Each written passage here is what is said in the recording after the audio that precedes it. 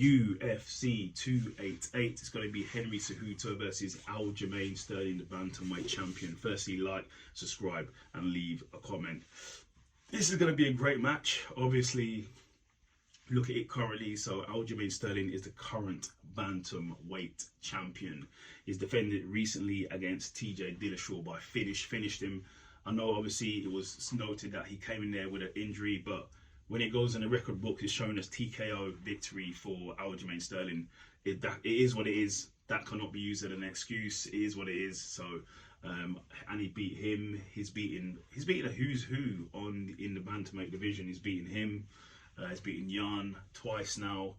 He's beaten Sanhagen as well. So he's on a massive roll right now. He's on a massive roll as a dominant champion. You're not the champion really until you defend it, and he's defended it. So twice. So you got to give the guys props. Then he's obviously going against Triple C. So Triple C hasn't fought for nearly 3 years or over 3 years. Obviously his last run, he was in a dominant run, champ status, the flyweight champion and the bantamweight champion. Beat Demetrius Johnson. He beat TJ Dillashaw. He beat Dominic Cruz, both by stoppage. Wow, that is really good. Then he retired. But the game does carry on. My prediction in this fight, what do I think is going to happen? Obviously, we know that Aljamain Sterling's wrestling heavy. He's wrestling heavy, jiu-jitsu heavy. He's improving on his strike. I know he's working on his striking a lot. Obviously, Henry Cejudo is a Olympic level wrestler, and he does have striking as well. I think he adopted more of a karate-based striking style last time he was fighting. Who do I think is going to win it?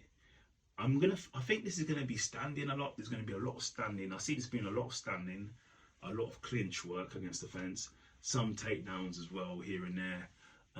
I envision that Aljamain Sterling is going to get Henry Cejudo's back at some point. I just see that happening. I don't know why I envision that.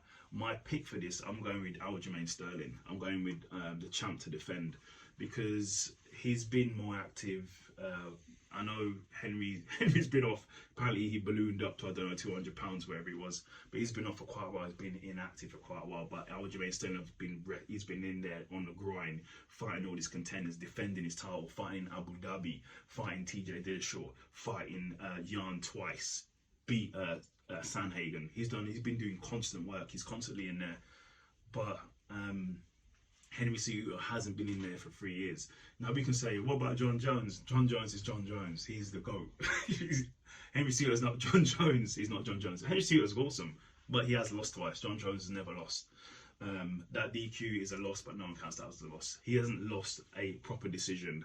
He hasn't lost a decision with a unanimous decision, KO, submission, TKO, stoppage, doctor stoppage. That's a stoppage. He's never been stopped or lost on points. He lost on DQ.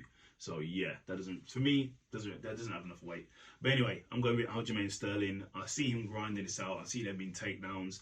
I'm probably going to lean towards Aljamain Sterling by submission. Probably in the third or fourth round. That is my pick. If you're going to do betting, I'd probably bet Aljamain by decision or Aljamain by submission. Secondly, thirdly, I'd say Henry Cejudo by knockout or Henry Cejudo by decision. So that is my prediction for the fight. Like, subscribe, and leave a comment.